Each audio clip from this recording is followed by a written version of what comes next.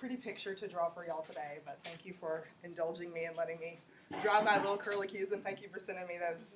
I don't know if you know, but your pictures are online in our week 5 folder.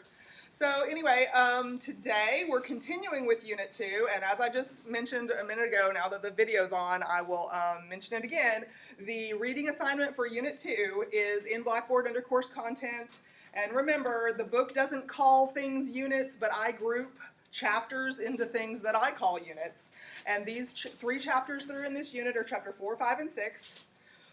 Monday of this week started Chapter 4. We're going to be talking about Chapter 4 today, and probably a little bit of Chapter 5 too. We're probably going to branch into Chapter 5. So between now, week 5, and week 7, we're going to finish Unit 2, and you will have a test due on Unit 2 sometime during week 7. Okay? Probably 2 weeks from today, I will make the test available, and it probably will be due on the weekend before you come back to class. Okay, so please watch for that. I have to do it that way because I have to average midterm grades and post them that next week when you come back to class, like on the Tuesday you come back to class. So I'm going to need a couple days to grade them. You know, they'll have the essay component that I have to grade. Oh, by the way, as I'm grading the projects, which I'm grading like 5 or 6 at a time, I can't grade more than that in one sitting because you have to like not get frustrated and like frown when you're grading stuff because it affects your mood. You want happy teachers grading stuff because it just turns out better for everybody. So anyway, I grade like 3, 4, maybe 5, and get up and go do something, right? And then maybe 3, 4, 5, and then go up and do something. So I'm ending up grading about 10 a day, 15 maybe. So I think I have probably 50 left because that's how many students I've got in sociology. So anyway, I'm grading the projects first, and then I will start on the tests. If I've already graded some of your tests, I don't think that you can see the grade yet because I think I have it set so that nobody gets their grade back until after the due date. So I might have some of your tests graded already if you turned them in early, but you probably can't see the grade yet. I think that's how I have it set, okay? So, anyway, I've got a lot of homework myself this weekend because y'all gave me a lot of homework to do. So I will be what? Yes, well imagine I have 125 of y'all who turned in all this stuff. So yes, I think you should feel more sorry for me than I should feel for you. Okay, but yes, I know that it was a lot to ask, but y'all are up to it. We're in college, so that's good. Okay, all right, so where were we? I better ask y'all where we were before I just dive on in because I think I know what I need to talk about, but I'm not sure how far we got on Monday. Master status, and what about roles? Role reversals. Okay, so we started talking about some of the different, there are so many different vocabulary words in Chapter 4 that start with the word role. There's role performance, role expectation, role conflict, role, all of these different kinds of vocabulary words that thankfully, because we have open book tests, we don't have to memorize all of the 16 vocabulary words that all start with the word role, right? Because I think 16 is not an exaggeration when you're reading this stuff. Okay, so we were in the middle, if we're following along with that picture that I drew for y'all on Monday, we were in the middle bubble on statuses and roles, right? And usually when we get to master status, we're almost to the end of our discussion of statuses and roles. Now, first of all, what's the topic of this unit? Social structure in society, and that's why I had like the big curlicue social structure on the board, right? Society on the board. So this unit is about social structure and society. Even though it has 3 chapters in it, all 3 of those chapters fall right underneath that category. Okay, so that's why I group them together as a unit. Social structure and society has 3 parts to it. What are those 3 parts?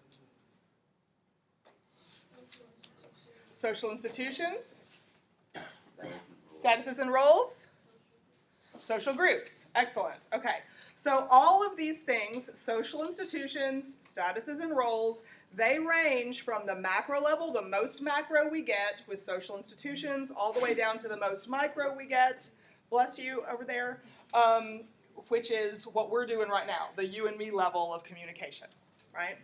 Okay, so we're in the middle bubble on statuses and roles, and we were talking about master status. And I think I left you with a proclamation or a declaration or a suggestion, or I don't know what you want to call it, that society is the one that gets to decide. Society is the place or the thing that decides what our master status is. Is that where we ended? What do you think about that statement? First of all, how do you define a master status? Give me a good working definition of master status.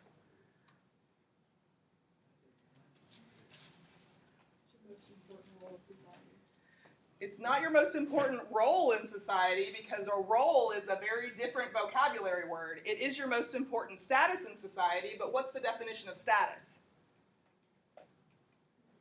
A position that you hold. So give me a good working definition of what a master status is. Your occupation. Give me a definition of the term master status. You know what status means.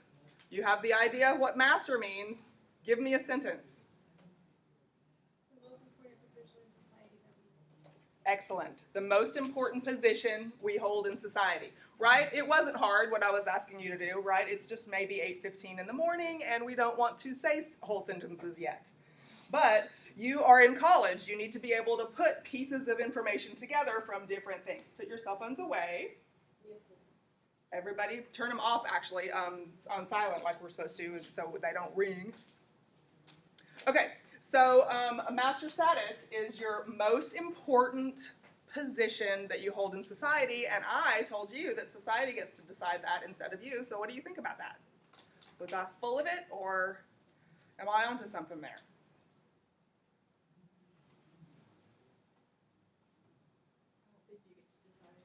You don't think the individual gets to decide? You don't? Why? Because what you think is important in your life, what you think your most important status is, might not be what society. Okay, so you have like a good combination of micro and macro level stuff in your answer there. So that's excellent. So social structure in general with social institutions and social facts. Look at all these words that start with social, just as many as start with role, right? Social facts. This is where norms come from, and we inherit norms in our individual lives when we're born into the society. We inherit the norms, we inherit the way of life of that society when we're born into it, okay? So we don't really have control over what the structure of society is going to be, what society says is important or not important, and as an individual, we might want females, for instance, it's changing a lot for females, but females who are of working age but also motherhood age tend to get pressure about the motherhood side more than they get pressure about the career side. And on the flip side, males tend to get pressure about the career side, and they get that pressure kind of with an underlying discussion about how are you going to support a family once you have one? Is that, I see some people shaking their heads. I see mostly males shaking, females shaking their heads. I don't see any males reacting to that. What do y'all think? They're tired. Do what? I said they're tired. Are they tired because they've been working on their careers, right? Yeah. So actually, very recently here at UAPTC, and we have some very open-minded, very liberal-minded kind of people who tend to work at colleges and universities. But very recently in our history, like say, I think this was like 7 years ago, we had a person hire 3 faculty members, 2 were male and 1 was female, and the female discovered that she was paid less at the starting salary than the first 2. I know, I'm glad your eyebrows are raising, right? This is suspicious, right? And she approached the person who hired and said, hey, why are they getting more? And the response from that person was, well, they have families to support. I know. Oh my goodness, right? And her response was, well, so do I, right? But so was that guy who said that as his excuse, was he just a jerk, or was he responding to just what he's learned in his socialization process, not necessarily from his family and his household, but from school, from mass media, from the world around him? Because we all learn from that. Right? What do you think? You think he was just a jerk? No, I give him a pass. I give him a pass on that because he's just responding to social pressure, social forces. And that assumption, and I asked y'all early on in the semester, I don't know when it was, but I asked y'all who in the household filled the role of caregiver, and what did y'all tell me? Mom. You used a woman's gender role, mom, or a gender status, mom. And when I say the word breadwinner, who am I talking about there? Dad is what, and when I say who am I talking about, it's society. Who is society talking about there? Right? So all of us still get this message somewhere, and if we're not careful about standing back and making sure that we're not discriminating or whatever, we might not even realize it. So are there jerks in the world? Yes. There are jerks in the world. I agree. Oh, no. I mean, I agree with you. There are some out there, but, we can't just say that universally, we produce jerks in the socialization process. No. We inherit the social facts. We inherit the norms. We inherit the social structure of the society into which we are born or move, right?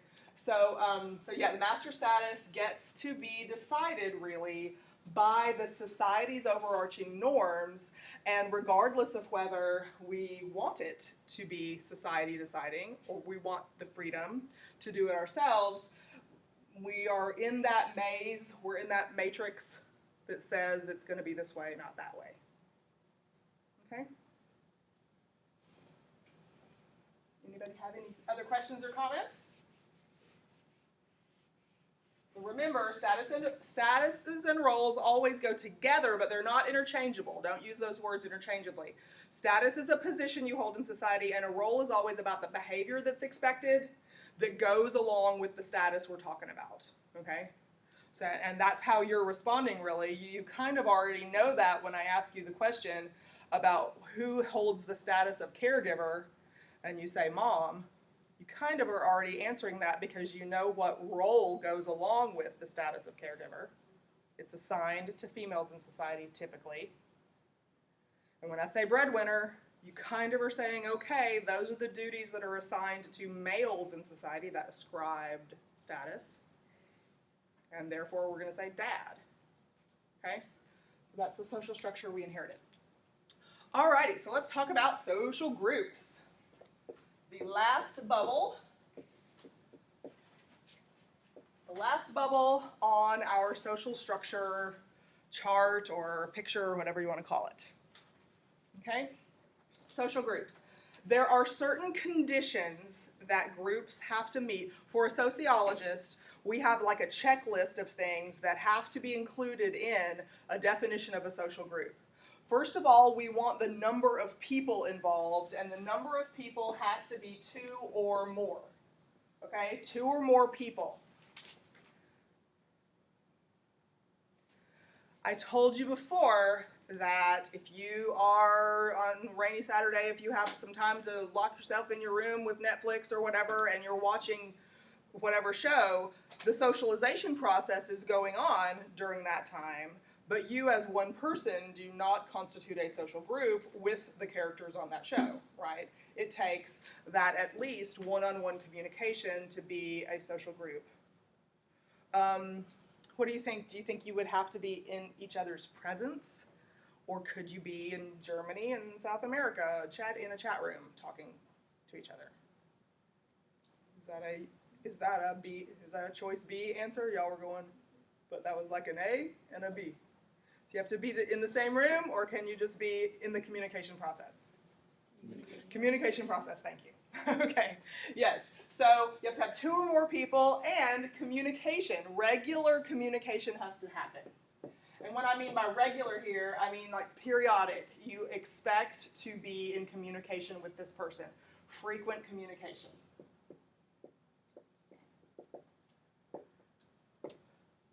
This rules out a lot of other times where that could maybe be confusing about was that a social group or not. If you're in the checkout line in Walmart and there's 2 or 3 people in front of you and 2 or 3 people in the back like it was at Christmas time, does that constitute a social group, those 6 people in line? I see a no, I see a yes. Let's think about this one, this item on our list here. Are you going to have regular communication with those people who are in line with you at Walmart? No, you might never see them again. And you might only just say the social script, which we're going to talk about social scripts today. You might only ever engage in conversation by saying hello or smiling or here, do you want this grocery divider or whatever, right? There might be certain things in the script that are appropriate to say and certain things that are not appropriate to say to those kind of people. So they don't constitute a social group. Like you and some people on an elevator, and you say to somebody, floor 6 please, and they push the button for you. Communication is going on, but you are not going to be with those people, that collection of people, or necessarily communicate with those people ever again in your life. So it doesn't constitute social group kind of interaction. Okay? So social groups have to have 2 or more people. They have to have regular communication. They also have to have something that brings them together that they have in common.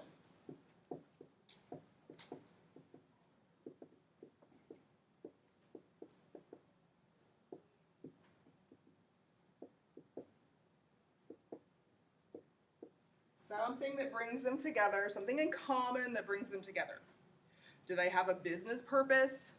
Do they have an emotional purpose? Maybe you met your best friend in 3rd grade and now they're at college in some other state, but you have a regular reason to come together in a chat room or texting or whatever, right? My best friend lives in Iowa. We text all the time. What brings us together? The love that we have for each other. I love her. She loves me, right? So this something in common could be that emotional bond, or it could be the kind of bond that we have. We have a business-oriented bond. You're here on Mondays and Wednesdays with me, not because you love me, let's face it, right? This is a business-oriented response that you have, and me too. Payday is next Tuesday, right? So I'm here with you, not because I love you, but because this is my social public service commitment and I'm getting a paycheck, right? You're all very nice people, and I'm sure that your grandma loves you from the letters to grandma that I've read. You're all very, very nice and sweet to your grandmas, which is great. But there's a different kind of rapport, a different kind of communication that you and I have than you and your grandma have, right? Because the something in common that you have with your grandma is a very different something in common that you have with Mrs. T. Okay? All right. So we have 1, 2, 3. There's a 4th thing that's got to be on the list or got to be in a good definition of a social group for sociology class. And that has to do with your social identity. We've seen that word social identity before in one of our definitions in the previous unit. But social groups contribute to a person's social identity.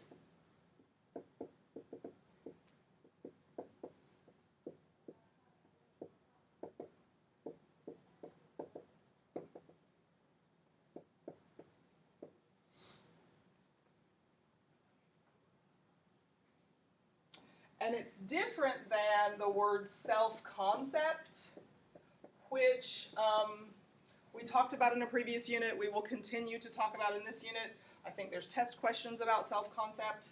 I intended for them to be anyways. It's different than self-concept, but self-concept is part of social identity. Remember, self-concept is about the sum total of ideas that you have about who you are as an individual. And you get those during what process in your life? You get the idea about who you are as an individual through what process in your life? Socialization. Thank you, Max. Yes, in socialization, social identity was one of the key factors that we said had to be in a good definition of socialization too. You get your concept of self-identity through your socialization process. It's really because of the social groups that you belong to. For instance, is this, or can this, let me rephrase that question, can this, looking at this list of 4 things here, can this be not only the name of a social institution, but on an increasingly micro scale way, also be the name of a social group? I see a lot of yeses, I hear a lot of yeses, and so I'm going to ask you why. You can use this list of 4 things. Think of this as like a checklist. Here's 1, here's 2, here's 3, here's 4. So you can think of this not only as a key word list that needs to be in every good definition of a social group, but this is also kind of like a checklist. If you're wondering, hey, can this not only be a macro scale social institution like we said it was, right? But now we're all the way over, remember this bubble in our little picture was all the way over in the micro scale side, and now we're talking about this again. So if your answer was yes, which I think most of you said yes, then prove it to me, or if I ask you to write a letter to Granny again or something, prove it to Granny by saying because family is a social group because it matches it. Does it match the 2 or more? Does it match the 2 or more? Sure. Yeah, 2 or more people constitute a family. Yes. My stepson just moved, the last one, just moved out of the house, and so now it's my husband and me. But we're still family, right? Okay, do we have regular communication in a family? Yep, as a matter of fact, probably some of you actually told Grandma, I'm sorry you haven't heard from me in so long. Right? Some of you said that. Sorry, but I've been busy, but here's what I've been doing. In your letter to Grandma, right? It's because you know that there's something in common that's supposed to bring you together. So does family have something in common that brings them together? More than just maybe the roof that you share over your head? Yeah, there's an emotional bond, right? There's that emotional bond that brings you together, and love is an emotional bond, but so is hatred. My 8-year-old niece stomped down the hallway recently and slammed the door and said, I hate you, I hate everybody. There's an emotional bond for you, right? It didn't last, it wasn't true, right? But these are the kinds of communication patterns that we see in family is even if we're talking about who's going to fix supper tonight, that's kind of an intimate conversation that you have with somebody. You know, you don't really decide about how we're going to divide up household roles with people who aren't sharing that intimate space with you. What about this one down here? Does family do that? I've got some yeses. How does family contribute to your social identity? First of all, we need to make sure that we know the difference between the self-concept notion that we focused on a lot in the last unit and the larger concept of social identity. Let me talk about statuses and roles again really quick. So, how do you see me in relation to you? Do I have a social identity to you based on the status that I occupy in your life? What is it? I see some head shaking. So if you have an opportunity to talk about me, or when I have an opportunity to talk about you, I say I don't use your first names. I know them in the classroom. I can talk to you by your first name in the classroom. But usually if I'm talking to somebody else about my semester, I'll say, my students do this, my students do that, my students didn't do this, my students met the deadline, they didn't meet the deadline, they attend, they don't attend. So your social identity to me is student. Do you see what I mean? I was Christmas shopping, And several of my students worked at the mall where I went to pick up some things. And I could tell it was a social identity kind of response that they had. I could tell when they responded to me that a couple of them actually just came out and said it. It's so weird to see you at the mall. I only see you at school. And one of them was like, I didn't know you came to the mall. And I'm like, are my clothes so terrible that, I mean, I don't know what that meant, right? But you know what it was? It was a social identity question. I guess that person thought the only extra time I spent was in the library or something. I don't know, right? That must be where all college teachers hang out. It's the library. So this social identity thing is wrapped into statuses and roles, right? So are there statuses and roles in your family? Such as parent, child, sibling, right? Yes, so, and do we even use like possessive pronouns of those things? I use possessive pronouns with y'all when I say my students. Do you say my mom, my brother, right? Or my annoying brother in my case? Love you.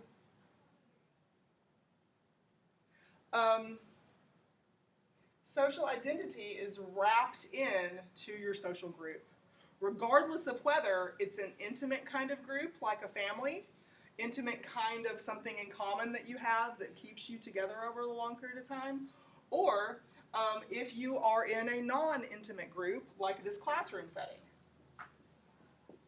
The classroom, we constitute a group. We constitute a group.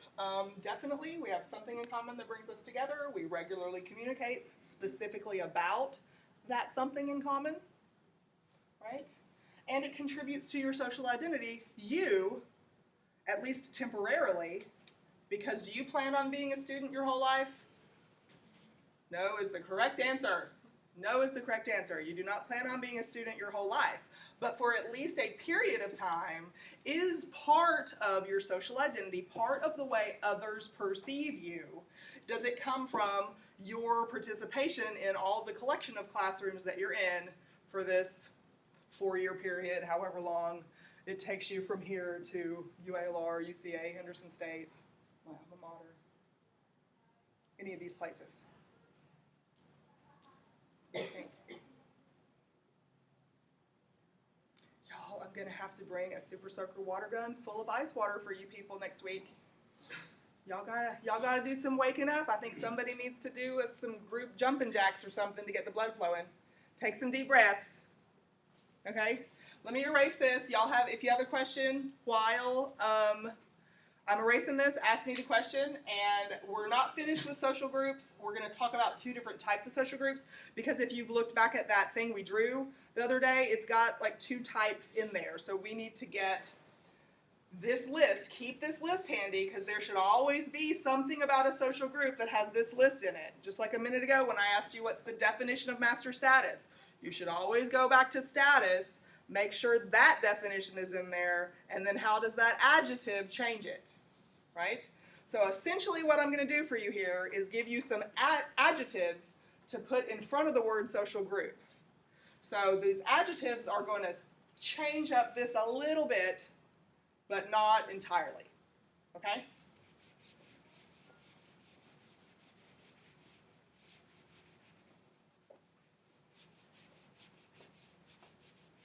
Have those arrows been there the whole time? Yes. Didn't notice those. Okay. Didn't notice those. I guess they would have been there. Who would have drawn them if they weren't there the whole time? Okay. So, 2 adjectives that go in front of social groups change up the description of that list of 4 things just a little bit. The first adjective is called a primary group, and the second adjective is called a, guess what? Secondary group. It's not creative, right? You have to remember a fancy word here. We're not getting creative, but we have something called a primary group and a secondary group. Who knows what primary means? It means first. Again, we're not creative, right? It just means first and second, but the term is primary group. And these words, first and second here, refer to the socialization process. So we're in Unit 2, and maybe you thought you were going to be able to leave socialization back in Unit 1 where we first talked about it, but no. We have to remember all that Unit 1 stuff for any of this stuff to make sense. I don't want to be sounding like Charlie Brown's teacher when I'm talking to y'all, okay? So make sure you remember all of those definitions from the first part of the semester, or that's what I'll sound like as Charlie Brown's teacher. I have no idea what this woman is talking about. Okay?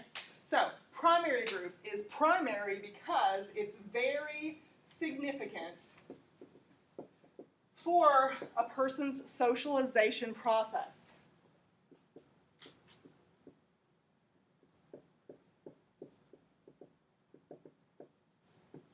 Very significant for a person's socialization process.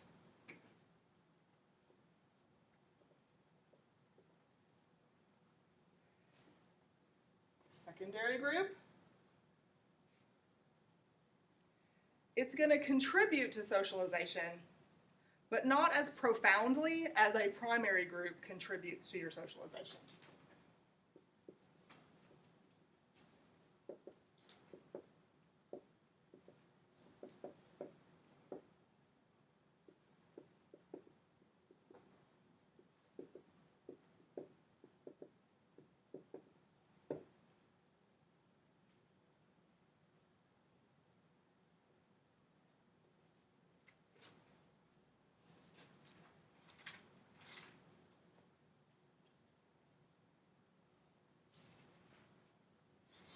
Okay, and so here's the way a secondary group and a primary group differ, okay?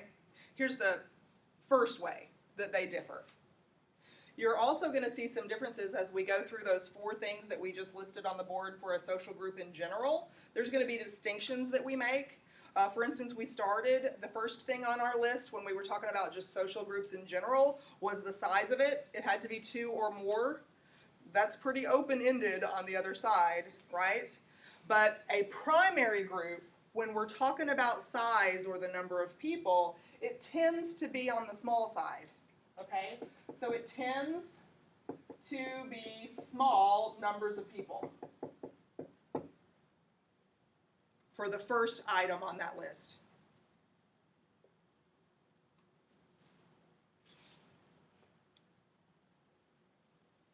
Tends to be toward the small side. This corresponds to the first item on the list. My group of friends is just me, my fiance, my roommate, and one of our friends who comes by pretty much every day. That sounds like a pretty small group, but before you decide for sure if it's a primary group specifically, let's get some of the other things on the list, and then you'll be better able to evaluate whether it's true or not that goes over there. But it sounds like you've got this one checked. Okay? What was the next thing that we put on the list? I don't always put them in the same order, so I don't remember now. Regular communication. Okay, the frequency or non-frequency of communication. Okay? Do you have regular communication with them or not? Yes. So a primary group has extremely frequent communication patterns.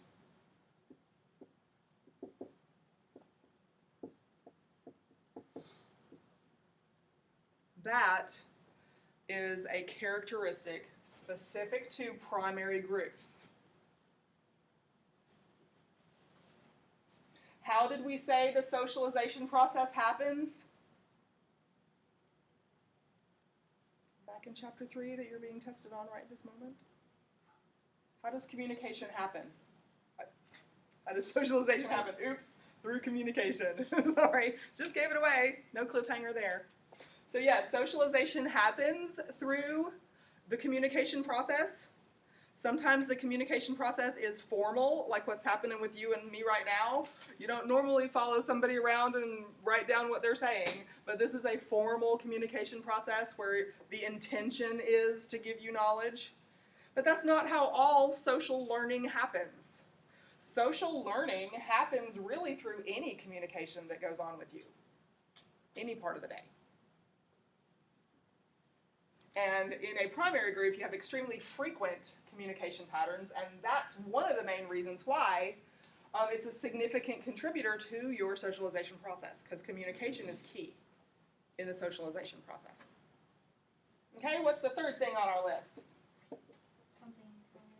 The thing in common that brings you together for this frequent communication?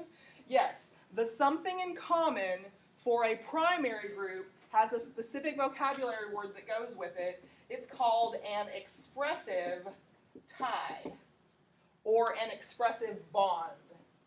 Both of these words mean the same thing. A tie or a bond that you have with somebody. An expressive tie is something that's based on emotions.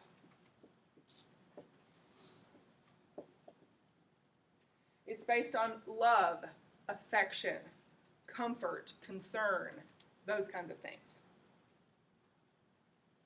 Those would be examples of emotional situations that would correspond to what we call in sociology an expressive bond. We will talk about expressive ties or expressive communication styles when we branch over into the Chapter 5 content, which we might have time to start today. But expressive ties based on emotions, this is going to be an important concept to keep in mind when we're talking about leadership styles in a group. That's one of the topics in Chapter 5, leadership styles. Okay, and then what's the fourth one? Social identity. Excellent. So, in a primary group, they are significant to your socialization process. They are also vital in developing your social identity. Vital to social identity. I come from a big family. We went through some of the same places, had some of the same teachers growing up, all of us, and those teachers typically learned the first couple of our names, but then we were just the last name. You know, it's just, oh, there's another one of those that from that family, right? My social identity was linked specifically to the family that I came from. And your social identity, I heard you a minute ago, Rachel, say fiancé, best friend, right? Those are status words that imply this. And I betcha Rachel's fiancé has a name. But since we have a relationship that I wouldn't necessarily know that so-and-so was fiancé, she's giving me social identity explanations to who these people are in her life. My bestie, my fiancé. Oh, and there's this other friend who's real close too. We see him almost every day.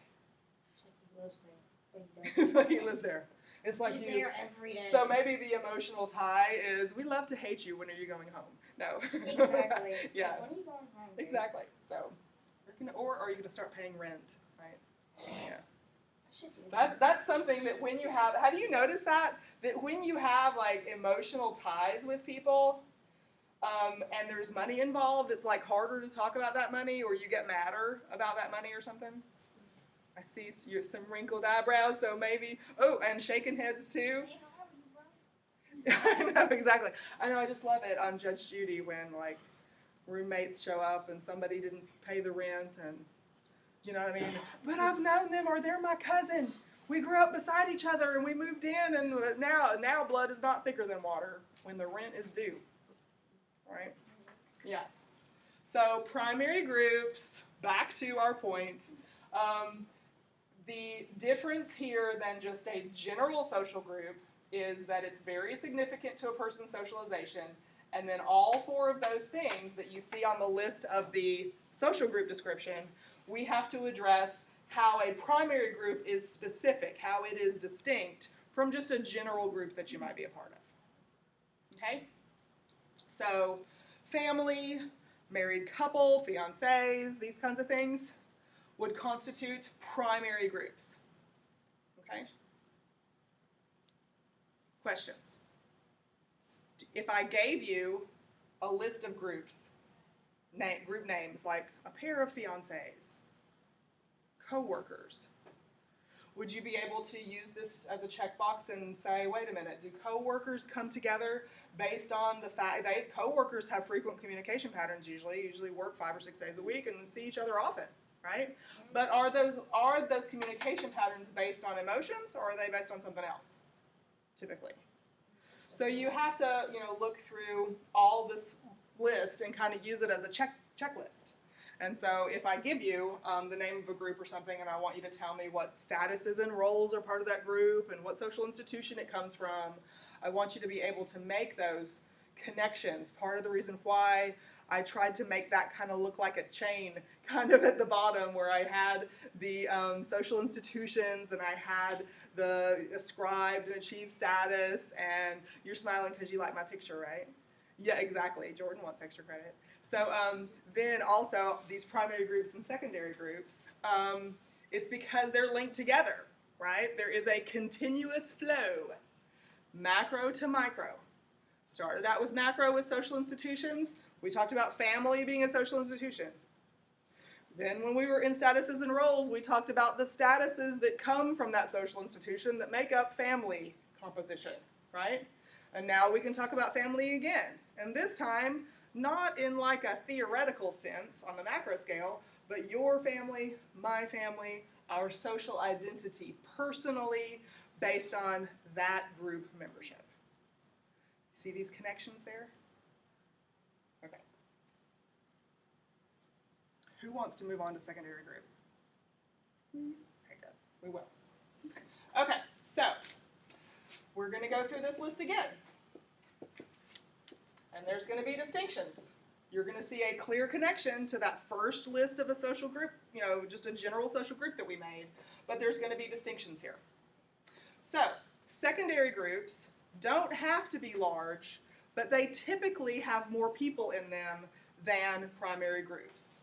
So typically, more people than primary groups. I'm not going to give you a for sure number. I didn't give you a for sure number over here either. But typically there's larger numbers of people. For instance, 25 of you are enrolled in this class, plus me. We have 26 people in this secondary group that we are a part of. Okay? In secondary groups, we have less frequent or even temporary communication.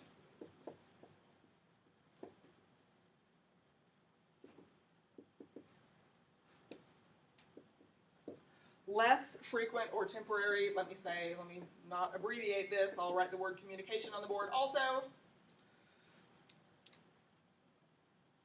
Less frequent or temporary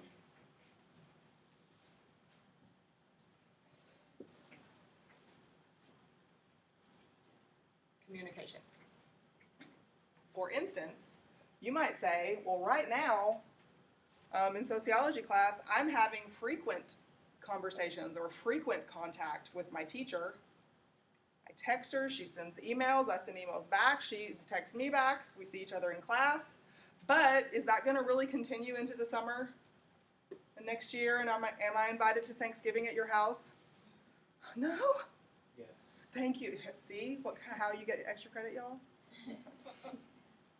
Okay, so we're going to have temporary communication patterns. And honestly, over the summer sometime, probably toward August when I'm starting a new semester, probably I'm going to go through I do always have to go through my contacts list and get rid of folks, right? So I don't confuse you as next year's student, right? So we're going to have frequent for a temporary period of time communication. But sometimes it's just temporary at all, or sometimes it's maybe throughout a significant part of your life, but it's much less frequent than you see each other every day. It's once a week. It's once a month. It's infrequent. Okay? Alrighty, here is another vocabulary word that we will talk about when we discuss leadership. It corresponds here. What is it that we have in common that brings us together? And it is called an instrumental tie. or an instrumental bond. Remember, you can use those words interchangeably here. An instrumental bond is based on some sort of goal that you're trying to achieve. You're brought together because you have a goal, you have a business purpose, you have some sort of mission to accomplish.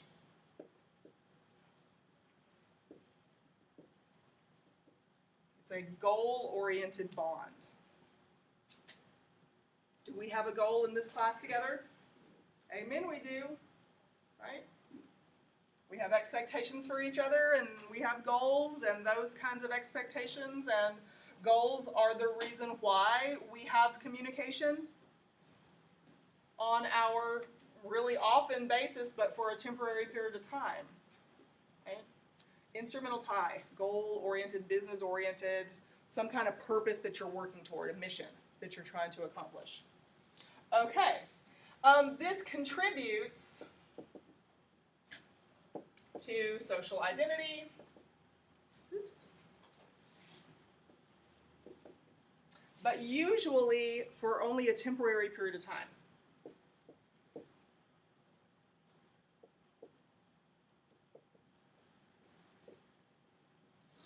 Or think of it as like not high priority for the long term.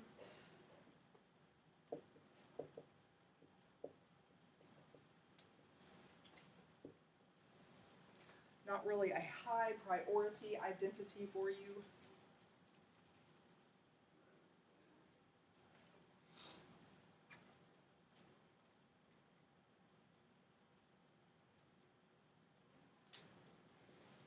Like we said earlier when we were talking about school, your status right now and therefore your social identity in many people's eyes is student.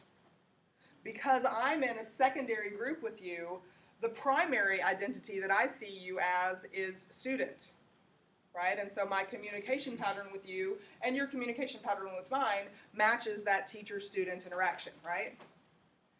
But other people in your life, people who are in your primary groups, do they see you as student first and best friend second? Do they see you as student first and son second? Do they see you as boyfriend first and student second? You know, think about those kinds of social identity markers that really closely overlap with what a status is in your life at the time. And you can figure out what is my social identity based on people I'm in a primary group with, people I'm in secondary group with, and what are the priorities of those identities in my life. And here's where, since you're making these decisions, and since you are interacting with these people, on the micro scale, you're deciding your social identity based on these people. But is there still an overlap with society? Is there still an overlap with society says what you should and shouldn't do based on the norms of life? Like, I have an example in mind, but what's your example? I see some people going, yeah. I want to hear yours. You want to hear my example? Okay. So, for instance, are there rules about, and I don't mean written rules, I don't mean laws, I mean folkways maybe, or maybe you would call them mores, I'm not sure. But are there rules about the kinds of relationships that people who are in your primary groups should develop with each other? In other words, if you have a best friend, but you also have a boyfriend or girlfriend, are there kind of unwritten rules that your best friend and your boyfriend, girlfriend, after they are ex-boyfriend, girlfriend, should not be boyfriend, girlfriend themselves? Kind of things like that? Okay, I see some, oh yeah, that's a rule kind of reaction, right? Okay, so there's nowhere that rule like is written down anywhere, but is this kind of an expectation because of this emotional tie and because of social identity in your mind? So you are my best friend and therefore you should not be dating my ex-boyfriend. Right? Okay, so these are unwritten rules that sometimes, I guess I should back up, sometimes we get our primary groups from the people we meet in our secondary groups. We're born into our family or adopted into our family, right? But how do you meet your best friend? How do you meet your boyfriend, your fiance? How do you meet these people? Is it maybe in school? Is it maybe in church? Is it maybe at work where you'd meet these people? Yes. All of the above, right? I take your answer C as a Spanish word for yes, all of the above, right? So your secondary groups can bring about primary groups, but once there's a primary group, it's kind of like the rules change about how you can interact with those people and the expectations for that interaction. What do you think? You good? So let me ask you this question. So we already know that family, I've given like a long list of primary groups already. Classroom, of course, is secondary group. Have I given another example of a secondary group though besides classroom? I can't remember. So y'all give me, what'd you say? Okay, coworkers, yes. Now there's a lot of friendliness among coworkers, right? There's a lot of friendliness typically among coworkers. Your supervisor is going to encourage that friendliness among coworkers because the business of getting the work done is smoother, less bumpy, if everybody agrees to get along decently, right? So friendliness is part of the professional kind of goal-oriented behavior that should exist in the workplace. But just because friendliness is part of professionalism, does that mean we're besties? No, it does not mean we're besties. And so yeah, in the workplace in general, some students have said, but wait, I met this person at work and now we talk all the time and now she works someplace else, but we still talk. And what is that person telling me? Is that person telling me that that individual is still their coworker, or is that individual their friend now? Friend. So is friend over here or is friend here? Friend is here, right? So she met, sure, they started out as a secondary group membership, but you can develop, and we do develop, primary group memberships very frequently because we're a member of a church, which is a secondary group, because we're a member of an group of employees, which is a secondary group, because we're in class, which is a secondary group. Why do I say church is a secondary group? Okay, so you're looking at this one, so you say it's not daily. You might meet once or twice a week, so it fits this one. Okay, you need kind of more than one, though, to really prove that it's a secondary group. There's definitely more people. Yeah, even in my little tiny church, I've got 30 people. That's more than than a primary group typically has. Okay, but this is only 50% meeting the list.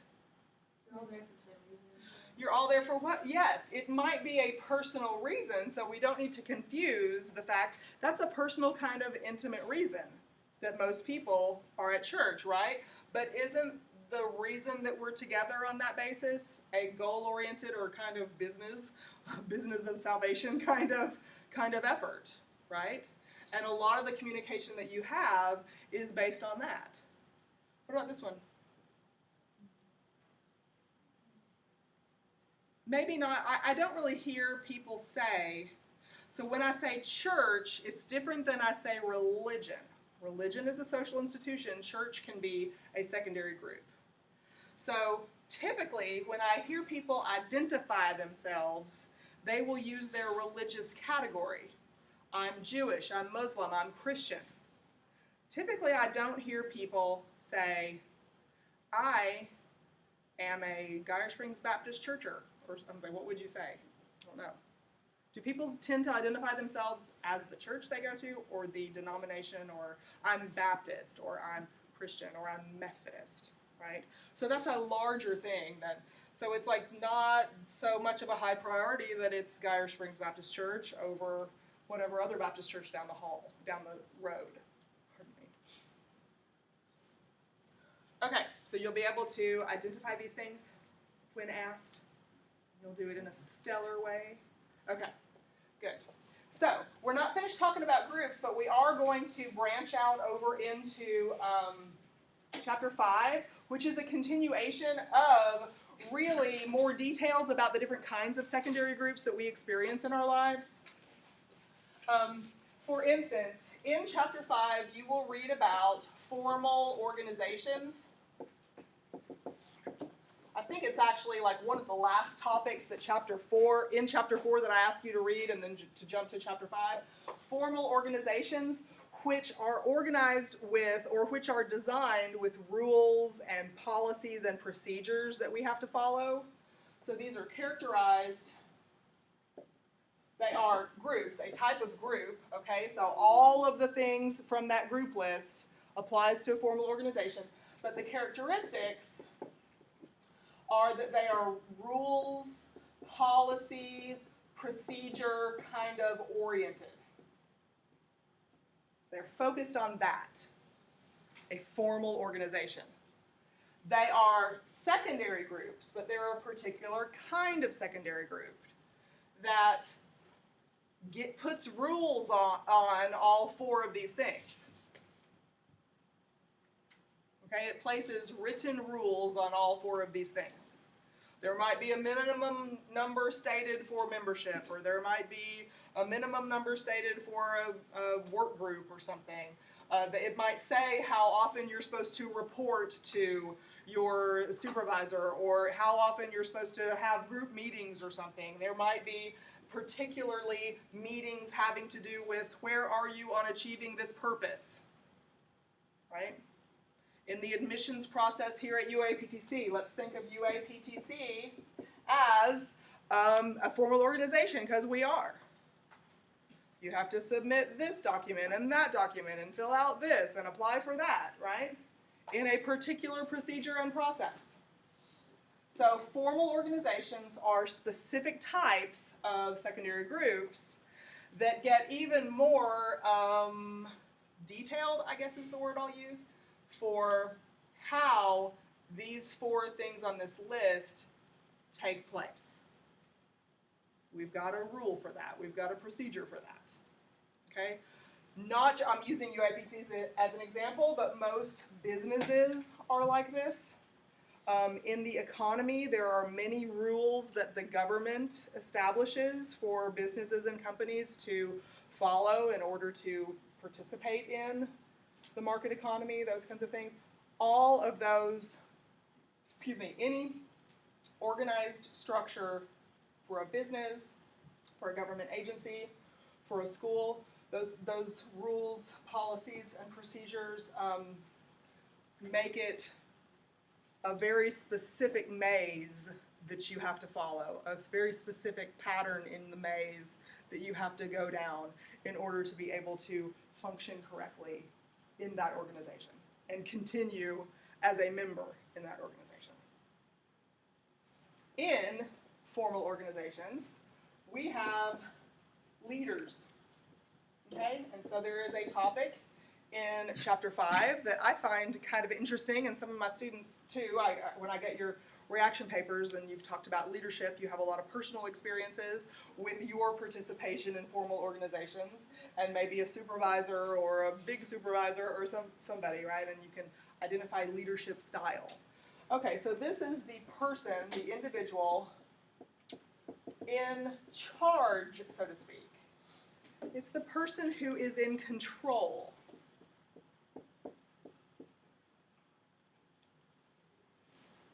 Sometimes the person in a formal organization is definitely appointed, or it follows a process, or they're hired according to their qualifications, right? And so a leader might be identified by name and title within the organization, but also leaders as far as interpersonal communication, even among people with the same rank in an organization, leaders can emerge in different collections of people that we put together. So let's talk about leadership styles for just a second. And this is a unique field in sociology organizational behavior, organizational management. Sometimes business schools offer this, sometimes communication departments, speech communication departments offer this, but there's always a very heavy social science, a very heavy sociology aspect to organizational behavior. It's very, very beneficial for people to study a little while, especially if you want to work in the private sector, if you want to own your own business, if you want to be successful at that business, at least in the way that you communicate with people. I'm not going to teach you about government policies and tax codes and stuff like that you have to also know how to do to be successful in business. But it's important to know that there are many different communication styles that we all understand and respond to, but the way we respond to them might be different for different people. So it's important to keep kind of our finger on the pulse of how the people around us best respond to our behavior. So there are leadership style, the person who's in control. Whether this person, remember, we said that this person could be appointed or like selected through an interview process, but this person also could just simply emerge as a leader among people of equal status, among peers. Okay? So whether it's an emerging leader, just kind of rose to the top and they're your spokesman or something, or whether it's somebody who has the title associated with supervisor, manager, something like that. Leadership styles are evident everywhere. Here's where we're going to use our words expressive and instrumental again.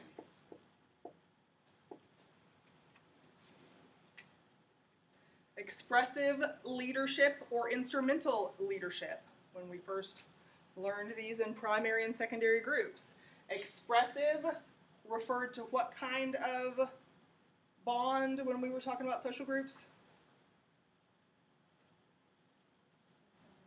Emotional bonds. Some kind of affection, closeness kind of bond. And then instrumental bonds were based on what? More goal-oriented. How are you going to achieve something or not? What's your ultimate end point, right? So let me rephrase that. I have very similar concepts to talk to you about here when we put these adjectives in front of the word leadership. An expressive leader leads through appealing to people's emotions.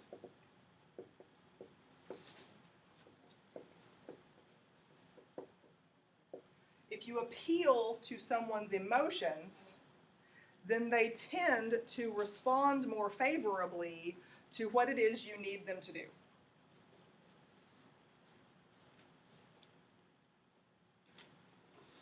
That does not mean I am not telling you that you need to be the kind of boss that hugs people. I'm not talking about that kind of appeal to people's emotions. But this is the kind of leadership style that uses a lot of friendliness and personal rapport to get people comfortable with them and interested in pleasing them. Okay? So this is the kind of leader who is going to remember that last week on Friday when you went home from work, you were worried because your cat didn't come home last night. And on Monday morning, they're going to say, oh yeah, did your cat come home? And this leader will probably also remember that your cat's name is Fifi, and ask you, did Fifi show up? And if the answer is no, there's going to be some time in our workday when this kind of leader stays with me and says, I'm so sorry, and maybe empathizes with me a little bit. I've been there. I lost my dog once. I remember how this is. And so that rapport and that relationship building is a leadership technique when you want to lead gently and get people to willingly do the things that you need done in your organization, and they do it because of that vested interest you have in them. Okay, so that leadership style works really well with some people, but does that work with everybody? Some of you are saying to yourselves right now, I don't want my boss to do this with me. I don't tell my personal stuff in the workplace. And that's why when you are the owner or the boss or the CEO of whatever job you're going into, whatever field you're going into, you also need to know about instrumental leadership. We said that that's based on goal-oriented, a goal-oriented kind of bond. So an instrumental leader is not always very, very authoritative. Like there's a section in your textbook that talks about authoritarian leaders that are going to come into the workplace and say, well, I always think of a drill sergeant whenever I think of an authoritarian leader. You're going to get up at 5 a.m. and make up your bed and come to breakfast and then do all of your, all your exercises, right, and do it. And you didn't do those right, so do 20 more, right? And you have to obey me because I'm the authority, right? So instrumental leaders focus on goals. They focus on goals. Some instrumental leaders are authoritarian, like I just acted out, so to speak. But instrumental leadership focuses on goals. Here's the final outcome. Instrumental leaders will talk about outcomes and the steps on the path toward the outcomes. Where are we on those steps? Who's been working on those steps? Good job, Mackenzie. Good job, Kennedy. Good job. Let's keep on going. The next step is this, and we'll get back together on Friday and see where everybody got, right? And so there's no appeal, really, to emotions there. There is an appeal toward this outcome that all of us know we're collectively working toward. And this is how I, the company, relies on you to achieve your part in the process of getting to this outcome. Some people would much prefer that leadership style, again, with friendliness incorporated into it, because that's the best kind of way to get people to respond to either one of these leadership styles.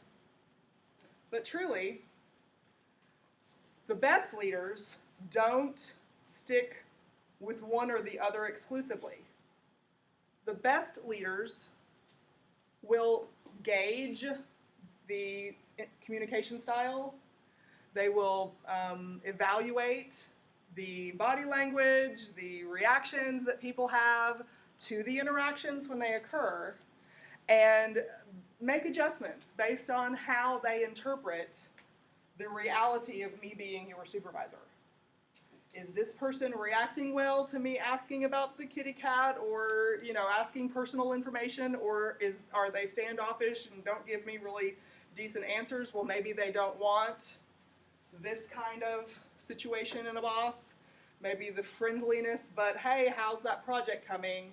Can I help you? What tools do you need? Do you need a partner? All of these kinds of questions in the workplace are concerned, friendly, helpful, but goal-focused, right? Have y'all all experienced different kinds of leadership before? What's your favorite way to lead yourself? What's your favorite way to have somebody lead you? What's the best type of leadership for a sports coach to have? All of these different kinds of things are fun and interesting questions when you're talking about trying to achieve outcomes. Both of these types of leaders are trying to achieve outcomes. They just take it in different directions. Questions? Are we good? Okay, we did not finish talking about the section of Chapter 5 that's included in your reading assignment, but when you're looking at what I posted and looking at the pages, please focus on at least being finished with the Chapter 4 pages by the time we see each other again on Monday, okay? Because we'll finish up Chapter 5 on Monday and then go straight into Chapter 6, okay? Actually, we're going to talk about some part of Chapter 4 on Monday also, because we didn't talk about anyway, we're going to talk some about Chapter 4 also on Monday, so we're going to kind of incorporate all of them. And by online students, you text me if you have a question.